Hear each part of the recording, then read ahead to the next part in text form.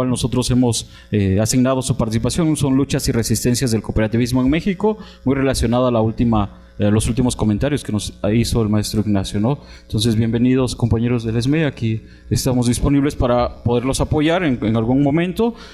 Bueno, tendríamos aproximadamente 30 minutos para poder presentarnos su caso y después abrimos una serie de preguntas. Bien, muy buenas tardes compañeros. Primeramente, darles un saludo a nombre de nuestro compañero secretario general Martín Esparza Flores, secretario general del Sindicato Mexicano de Electricistas, asimismo de nuestro presidente del Consejo de Administración, mi compañero Raimundo Eduardo García Ortiz. Mi nombre es Jorge Carrera Gallardo, miembro de la Comisión de Economía Social y Solidaria, y se encuentra con nosotros mi coordinador de la Comisión de Economía Social y Solidaria, mi compañero Blas Islas. Para empezar, quisiéramos agradecer al licenciado Miguel Pérez López, a la doctora María Teresa Magallón y sobre todo al doctor Jesús Manuel Ramos García por la invitación a este coloquio de cooperativismo en México, para hablar un poco de lo que es la gestión y organización y la lucha de resistencia de nuestra organización. Entonces, para dar inicio, pues quisiéramos comentar que hablar de la lucha de resistencia del Sindicato Mexicano de Electricistas para la conformación de la cooperativa LF del Centro, pues es importante que hablemos un poquito de los orígenes que tiene el Sindicato Mexicano de Electricistas, y así de esa forma vamos a entender por qué un gobierno que ocupa todo el aparato del Estado, del Poder Legislativo, el Poder Judicial, el Ejecutivo, no puede acabar con un sindicato democrático independiente.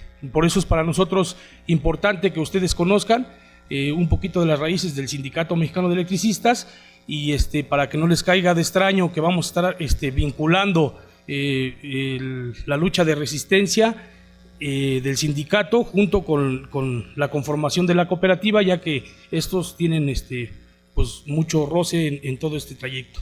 Entonces, el Sindicato Mexicano de Electricistas se fundó el 14 de diciembre de 1914, en plena Revolución Mexicana. El ESME ha fungido como una de las organizaciones obreras más combativas del país. En 1936, el ESME protagonizó una huelga de 10 días en la Ciudad de México, con lo que se logró el más avanzado contrato colectivo de trabajo de la época, conquistas como el servicio médico y la jubilación. En 1938, los electricistas funjaron entre los principales promotores de la expropiación petrolera.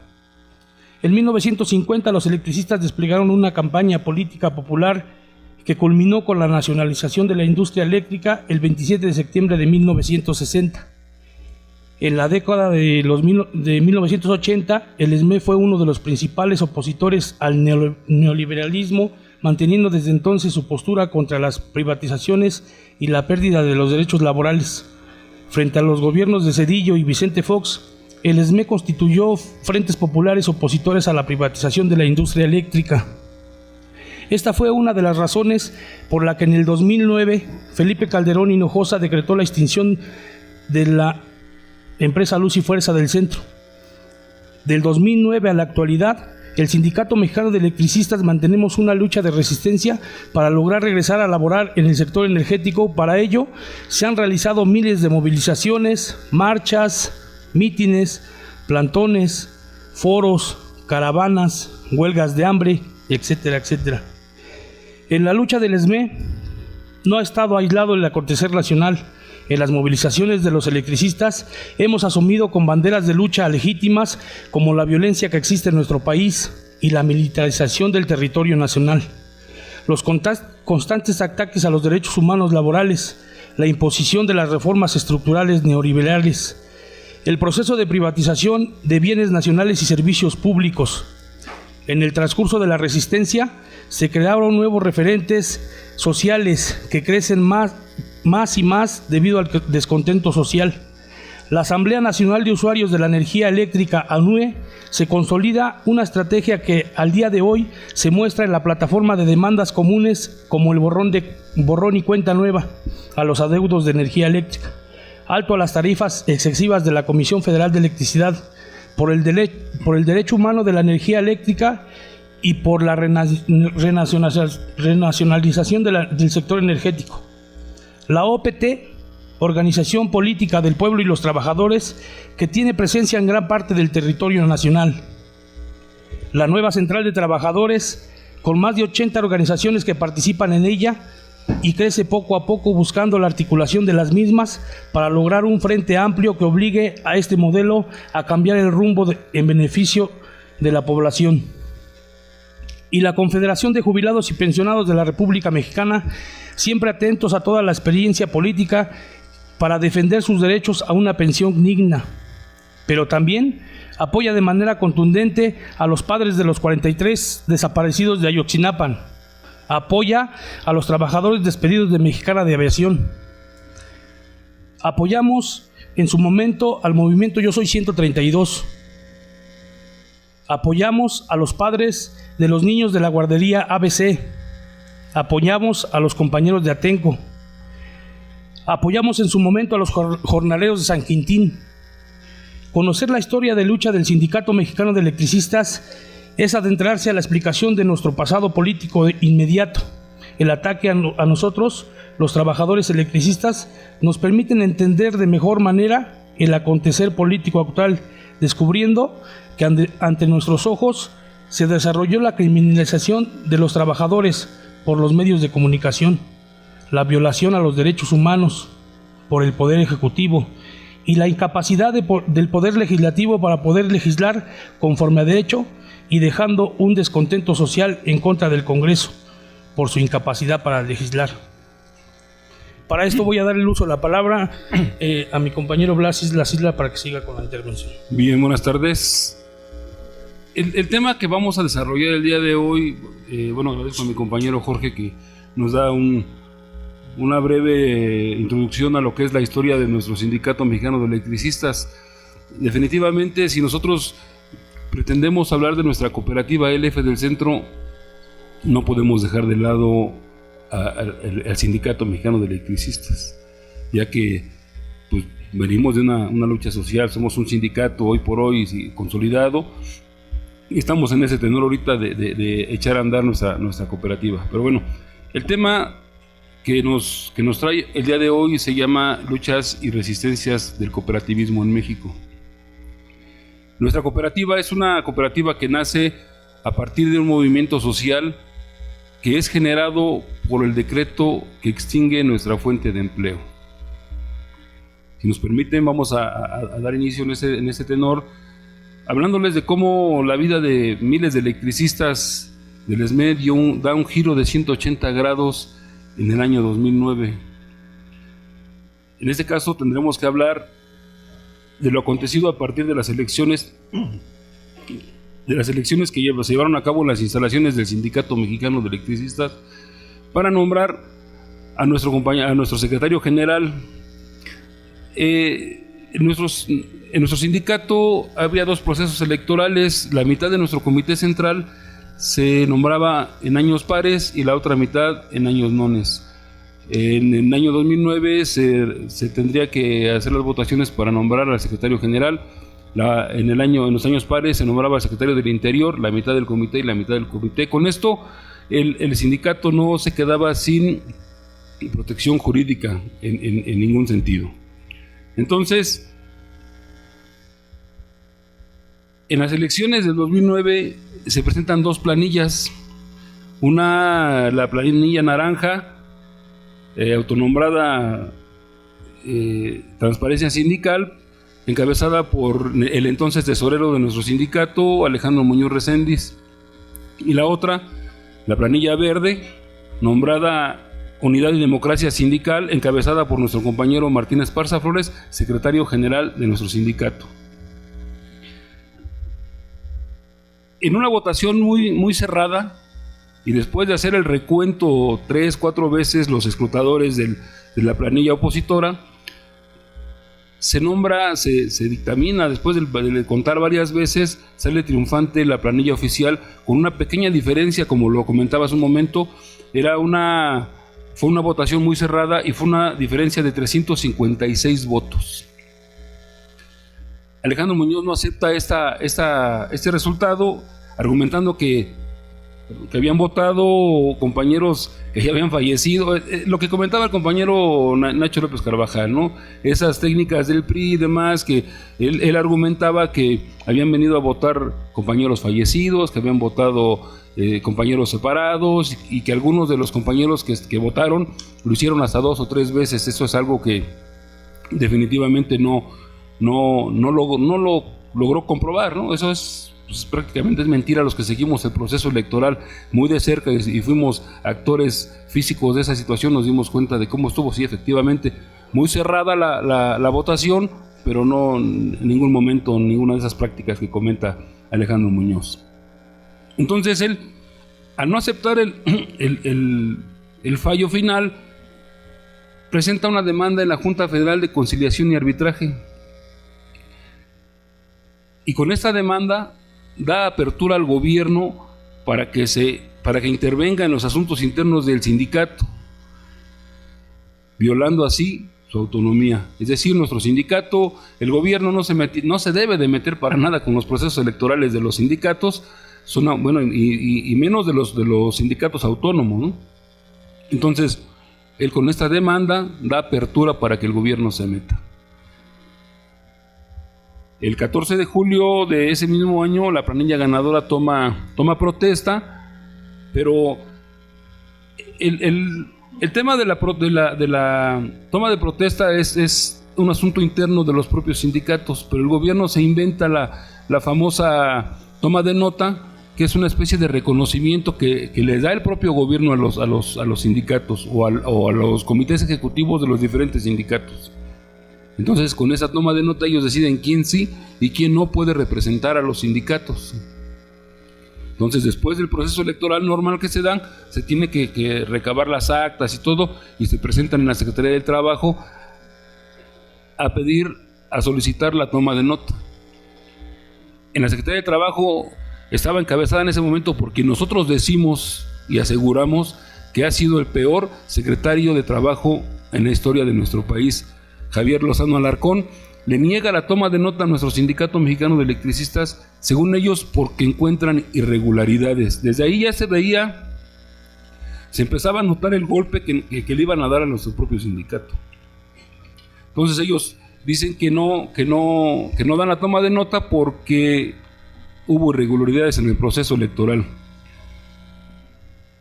La demanda que interpone Alejandro Muñoz en la Junta Federal de Conciliación y Arbitraje da como resultado que la Junta dé una sentencia y obliga al Sindicato Mexicano de Electricistas a reponer el proceso electoral.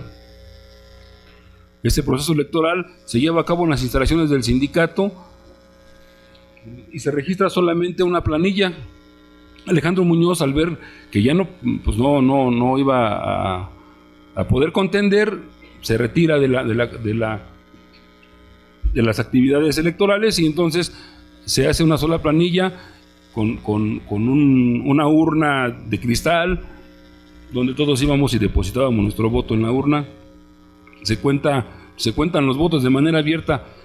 Es importante mencionar que en todos los procesos electorales de nuestro sindicato siempre ha habido observadores, la gente que más activa que hemos estado ahí, estamos al pendiente de cómo se lleva el conteo, sobre todo cómo se va llevando el conteo. Y en estas últimas elecciones, ya porque ya el gobierno nos venía golpeteando, se hace que el conteo y las votaciones siempre haya un notario público, esté un notario público al pendiente de eso.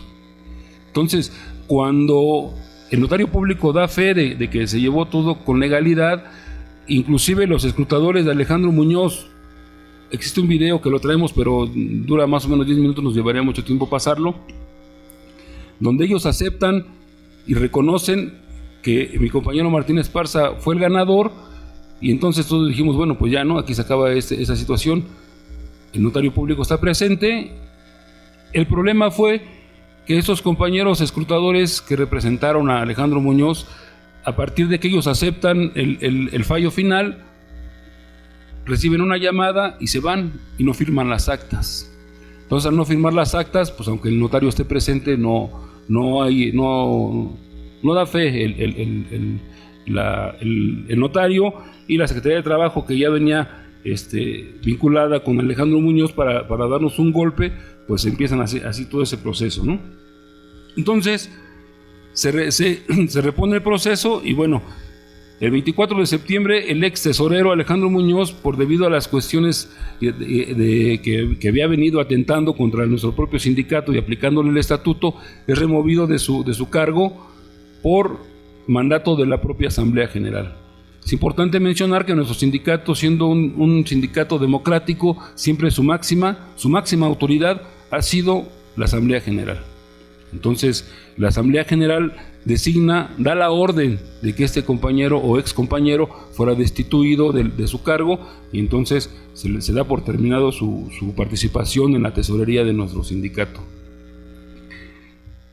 Y la noche del sábado 10 de octubre, esto es importante porque ahí es donde vamos viendo cómo empieza el proceso, cómo van armando el propio gobierno, cómo se infiltra en nuestras filas.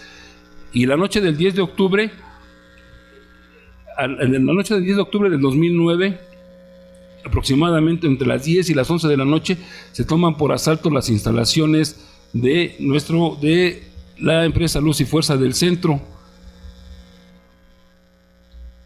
Con las Fuerzas Armadas y a punta de bayoneta sacan a todos los compañeros que en ese momento se encontraban laborando, y nosotros lo decimos de esta manera: los sacan a punta de bayoneta cual si estuviéramos en guerra y mis compañeros fueran el enemigo. Los sacan, y entonces, una vez que se cercioran de que todos los centros de trabajo fueron tomados, en los primeros minutos del 11 de octubre, Felipe Calderón, quien se autodenominó el presidente del empleo, emite el decreto de extinción de la empresa Luz y Fuerza, y así, en un hecho sin precedente, echa a las filas del desempleo y de un plumazo a más de 44,000 trabajadores, condenándolos a la desestabilidad económica, a ellos y a todas sus familias, no importando que en ese momento había compañeros y compañeras enfermos, inclusive algunos en etapa terminal de sus enfermedades crónico-degenerativas, y así los corrió a todos. Compañeras embarazadas, gente de vacaciones. Con eso viola un contrato colectivo de trabajo vigente, viola la Ley Federal del Trabajo y viola la propia Constitución de los Estados Unidos mexicanos. Los argumentos que da ya después de todo este tiempo los hemos analizado, y de verdad son, aquí voy a nombrar algunos de los argumentos que da para que ustedes hagan su propio criterio, apliquen su propio criterio y piensen cómo estuvo la situación. Él dijo que había sido una decisión difícil, pero que era necesario, ya que así los hijos de todos los mexicanos podrían tener un México mejor, diciendo que la situación financiera de Luz y Fuerza del Centro era insostenible y que los impuestos de los mexicanos tenían que darle a la empresa 42,000 millones de pesos al año, y lo traduce a que el dinero que recibía la empresa era una cantidad casi igual a la que destinaba el gobierno para el combate a la pobreza del país, y al doble del presupuesto de la Universidad Nacional Autónoma de México, y que de mantener a la empresa se tendrían que subir las tarifas de luz y los impuestos. Además de que los recursos que se destinaban para la empresa eran dirigidos para pagar los salarios onerosos y privilegiados de los trabajadores, responsabilizando al ESME de que muchas empresas no se instalaron en el centro del país, que preferían irse a otros estados o inclusive a otros países, que por el mal servicio que proporcionábamos nosotros. Y esto impidió la creación de miles de empleos en nuestro país. El presidente del empleo, a través del decreto, le transfiere en comodato a los bienes de la empresa Luz y Fuerza del Centro a la Comisión Federal de Electricidad, únicamente para dar continuidad al servicio, ya que ésta prestaba un buen servicio en el país y con esto haría más moderno y eficaz el servicio. Y a la vez permitiría que se instalaran empresas en el centro del país y esto ayudaría a generar miles de empleos que tanta falta le hacían a nuestro México. Y que con ese decreto comenzaría la recuperación del país, ya que los recursos que ya no serían destinados para Luz y Fuerza del Centro, ahora los destinarían para combatir la pobreza y la desnutrición, a cuidar la salud y la educación de nuestros niños, a la seguridad pública y a construir más universidades, etcétera, etcétera, etcétera. Además de que bajaría el costo de las tarifas eléctricas. Esos argumentos, por supuesto, desde nuestro punto de vista no fueron más que tonterías. Nada de esto es cierto. O sea, nos responsabilizaban a nosotros de la situación financiera del país, de la crisis de desempleo que había en nuestro país. Nos responsabilizaban a nosotros todo eso. Y nosotros lo decimos así, fuerte y claro. No somos todo eso que nos etiquetaron. La estrategia jurídica que el SME asume fue primero interponer un recurso de amparo por la inconstitucionalidad del decreto, porque no cumplió la forma establecida en la propia ley, ya que los diputados y senadores tuvieron que haber legislado para autorizar al Ejecutivo la extinción de un organismo público descentralizado que fue creado por mandato del Congreso, ya que si bien es cierto, Luz y Fuerza del Centro nace por un decreto, primero el Ejecutivo manda la iniciativa a las cámaras la revisan, la discuten y la aprueban, la mandan a la siguiente cámara, la revisen, la discuten y la aprueban, y entonces le dan el aval al Ejecutivo para que nazca Luz y Fuerza del Centro. Para extinguirla tendría que haber sido exactamente lo mismo. El Ejecutivo tendría que haber mandado la iniciativa a las cámaras y así todo hasta llegar al decreto. Se brinca todos esos pasos y nosotros, por supuesto, le exigíamos a la Cámara de Diputados que hiciera lo propio. Ellos tenían la facultad en ese momento de echar abajo ese decreto porque era inconstitucional desde el punto de vista legal. Obviamente, los diputados que nosotros decimos que ya se habían puesto de acuerdo, dan tiempo y cuando según ellos quieren hacer algo, ya los tiempos habían prescrito, ya no se podía hacer nada. Ese amparo lo desecha la Corte y dijo que los derechos de los trabajadores quedaban salvaguardados y que los hiciéramos valer en las instancias correspondientes. Así dice la sentencia. Y en agosto del 2010, la Junta Federal de Conciliación y Arbitraje emite un laudo en contra de los trabajadores, donde dice que se dan por terminadas las relaciones individuales y colectivas de trabajo entre el SME y Luz y Fuerza del Centro. Ante ese laudo interpusimos un recurso de amparo ante el Tribunal Colegiado de Circuito en materia laboral. El segundo tribunal, después de muchos meses con la intervención de Felipe Calderón, para que ese amparo fuera desechado, le pide a la Procuraduría General de la República ejercer su facultad y que solicita a la Suprema Corte de Justicia que trajera ese caso. La Suprema Corte lo revisa, lo atrae y resuelve en la segunda sala que ya no había elementos de constitucionalidad, que todo lo que estaba en el amparo eran temas de legalidad y por tanto el tribunal colegiado tenía toda la facultad para resolver.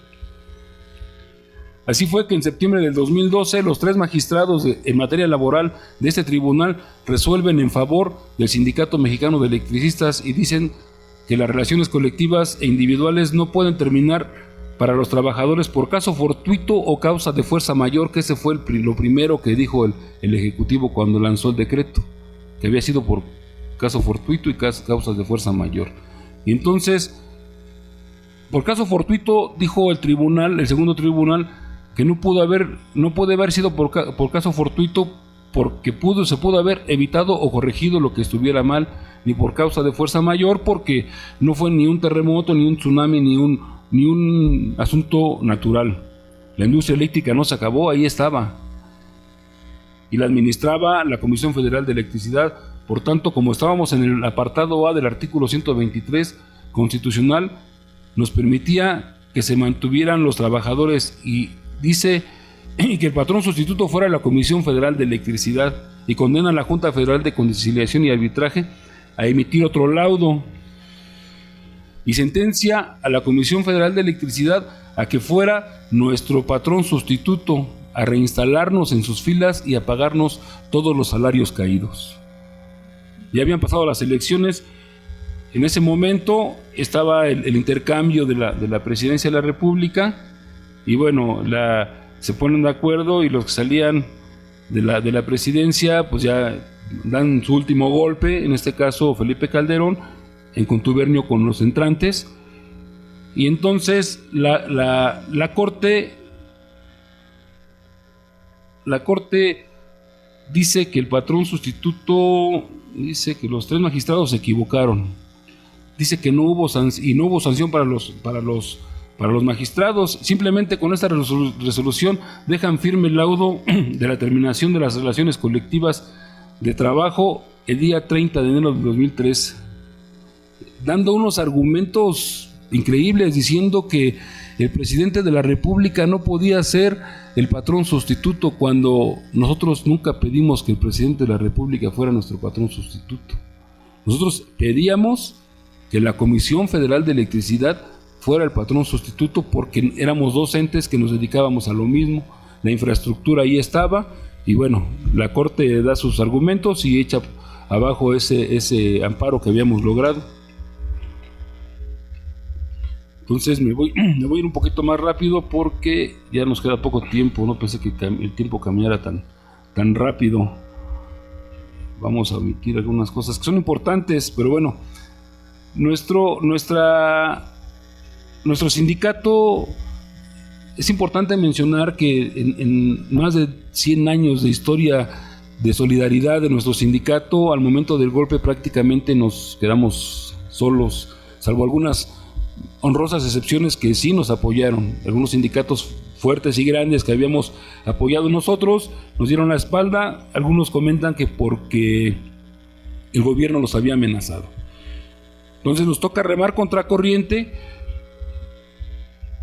y obviamente tuvimos que crear algunas herramientas importantes de lucha, brazos políticos de lucha, como fueron los que mencionó mi compañero Jorge Carrera Gallardo, que fue la Asamblea Nacional de Usuarios de Energía Eléctrica, la NUE, la Organización Política del Pueblo y los Trabajadores, la nueva Central de Trabajadores, en la que cuenta con más de 80 organizaciones, cooperativas, sindicatos y demás, y la Confederación de Jubilados y Pensionados y Adultos Mayores de la República Mexicana. Nuestra cooperativa se da porque durante la lucha de resistencia del Sindicato Mexicano de Electricistas y después de incansables movilizaciones a diferentes instancias de gobierno, plantones, mítines, etcétera, huelgas de hambre, es importante mencionar el esfuerzo que hacen algunas compañeras y compañeros en una huelga de hambre que dura aproximadamente 90 días. Eso es emblemático, y esos compañeros son verdaderos héroes de nuestro movimiento, contando obviamente con una disciplina inquebrantable y una dirección excelente por parte de nuestro comité central y de nuestro compañero secretario general Martín Esparza Flores. Y tras largas jornadas de negociación, en junio del 2015, el Sindicato Mexicano de Electricistas, encabezado por nuestro secretario general, logra que la Secretaría de Gobernación firme un memorándum de entendimiento en el cual se traza la ruta para el fin del conflicto. Dicho documento da como resultado, entre otras cosas, el nacimiento de nuestra cooperativa LF del Centro, inicialmente creada con 25 socios fundadores.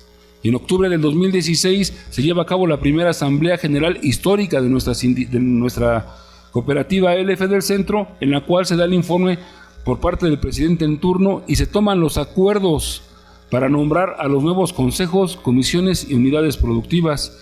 Y se aprueba la estructura de la siguiente manera, donde la Asamblea General es nuestra máxima autoridad, igual que nuestro sindicato.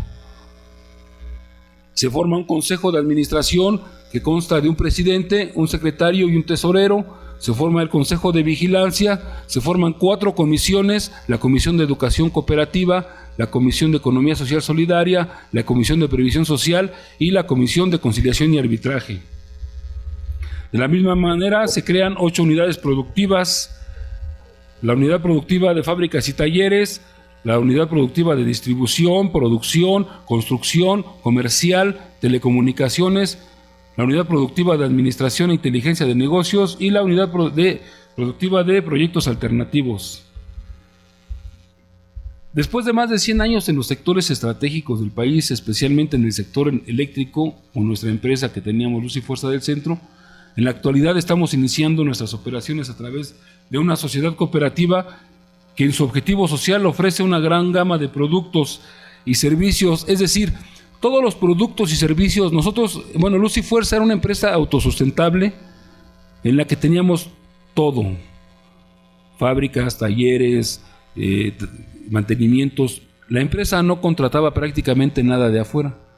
Todo lo hacíamos nosotros de manera interna. Y entonces esos productos y servicios que nosotros realizábamos en Luz y Fuerza del Centro, hoy por hoy nuestra cooperativa, porque nos quedamos gente de todos los escalafones que teníamos, nuestra cooperativa los está ofreciendo ya al mercado externo. Cabe mencionar que se han logrado algunos contratos de forma eficaz, y con esto hemos demostrado que no éramos lo que nos etiquetaron, que no éramos unos huevones, que no éramos todo lo que nos dijeron. Al contrario, somos una mano de obra calificada, y también estamos logrando hacer o estamos comprobando que también podemos administrar una cooperativa. El gobierno dentro de las negociaciones nos entrega unas fábricas y talleres que prácticamente nosotros estudiamos el modelo argentino para poder trabajar en construir nuestra cooperativa y trabajar en los talleres y en las fábricas recuperadas. Sin embargo, cabe mencionar que el gobierno destruye prácticamente todo lo que se tenía, toda la maquinaria la venden, vacían todos los predios y nos entregan prácticamente huacales. En este momento, en una labor ardua y de verdad titánica, estamos logrando restablecer todo eso. Estamos logrando que volver a echar a andar todas esas fábricas. Estamos invirtiéndole porque tenemos un fondo que nosotros dentro de la cooperativa, cuando inicia nuestra cooperativa, hacemos una aportación voluntaria porque nos dan una liquidación, y luego entonces de esa liquidación damos una aportación para formar nuestra cooperativa, para fondearla. Ese fondo está trabajando para poder echar a andar las fábricas y talleres, comprar maquinaria y por supuesto también ver lo de los contratos. Se requiere una inversión muy grande, estamos trabajando en ello, estamos construyendo nuestra cooperativa. De verdad es importante decir que nuestra cooperativa está formada por más de 15,000 socios. Digamos que ese es uno de los más grandes obstáculos que tenemos. Tenemos más de 15,000 formas diferentes de pensar. No, habrá que decirlo así tan claramente. No todos están con este proyecto. Mucha gente se quedó acostumbrada a un trabajo salarial donde podamos estar trabajando nuestra semana o nuestra quincena y nos depositen sin hacer el mayor de los esfuerzos. No todos están con este proyecto. Muchos aspiran, gritan que quieren que regrese Luz y Fuerza. Luz y Fuerza se terminó con todo lo que ya les comentamos, los procesos que se hicieron de manera legal, cómo movieron la ley a su conveniencia para poder dejarnos fuera de la jugada. Afortunadamente tenemos una dirección muy buena, una disciplina muy buena, una unidad férrea dentro de nuestras filas y sobre todo documentación que nos amparaba para que el gobierno nos pudiera entregar todo eso. Ya no me dio oportunidad ahorita de mencionarles todos los fondos que nosotros creamos en Luz y Fuerza del Centro para trabajar para nuestra jubilación, para nuestros préstamos de programa habitacional. Todos esos fondos nos eran descontado el 1.5% de nuestro salario, y entonces todo ese dinero la empresa lo administraba y lo invertía en la infraestructura de Luz y Fuerza del Centro. Y luego entonces, cuando nos quieren dar una liquidación con un famoso bono, pues no lo aceptamos. Y con la documentación que tenía nuestra dirección del sindicato, le dice, no, pues es que no nos vas a regalar nada, páganos lo que nos debes, y aquí están las carpetas, hasta el 2008, que fue la última junta de gobierno que se hizo, aquí están las carpetas, y entonces lo que nos quieres dar no es lo correcto. Entonces, gracias a esa documentación, se logra arrancarles los predios, se logra arrancarles 14 plantas de generación en comodato, habrá que decirlo y ser claros, en concesión, perdón. Esas 14 plantas de generación nos las dan en concesión para su explotación y nos ponen a un socio capitalista para que trabajáramos con ellos. Y entonces creamos la empresa generadora Fénix y estamos echando a andar esas plantas de generación. Y esta empresa es una empresa que se llama Mota Engil, es una empresa portuguesa, y entre el sindicato y la empresa portuguesa crean la generadora Fénix. Ellos le inyectan el capital para echar a andar las máquinas porque estaban abandonadas. El gobierno, en sus compromisos con los privados, para toda la generación, para seguirles comprando electricidad a los privados, sin importarle los recursos, sin importarle nada. Ellos paran todas las plantas de generación, las tenían abandonadas, y luego entonces nosotros ahorita las estamos echando a andar. Y quiero comentarles que ya de esa empresa generadora Fénix, donde el sindicato tiene el 49% de las ganancias y el 51% son para los portugueses, ya hay una cantidad importante de dinero para nuestro sindicato y por ende para nuestra cooperativa, que va a servir para crear un fideicomiso, para crear un fondo de previsión social donde tendremos prácticamente las mismas garantías o parte de las garantías que tenía nuestro contrato colectivo de trabajo. Vamos a tener un fondo de retiro, vamos a tener un fondo de educación, vamos a tener un fondo de salud, vamos a tener un fondo de vivienda. Todos esos fondos se van a crear gracias a que la empresa generadora ha tenido una buena cantidad de ganancias en ese tiempo, en ese par de años que llevamos trabajando. Es decir, nosotros estamos trabajando y consolidándonos para meter a todos los compañeros a trabajar. Es uno de los grandes retos que tenemos en este momento. Somos una cooperativa con más de 15,000 socios y no hemos logrado hasta el día de hoy lograr meter a trabajar a todos estos compañeros. Estamos trabajando alrededor de 3,000 más o menos, y entonces estamos en los procesos de inyectarle dinero también a nuestras unidades productivas que tenemos para poder consolidar los proyectos que tienen y de esa manera poder ingresar a más compañeros a trabajar para que el día de mañana seamos toda la cooperativa, todos los socios los que estemos laborando. ¿Sí? Gracias, perdón.